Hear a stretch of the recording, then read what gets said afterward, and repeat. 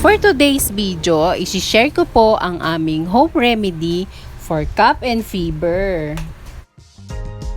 Ginagamit ko po ang oregano na pinaka-juice ng aking mga anak.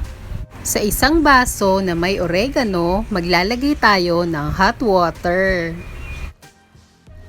At pipigaan ko ng 3 kalamansi. Maghihintay ako na maging warm ang hot water bago ko ipainom. At maglalagay ako ng 1 tablespoon ng sugar.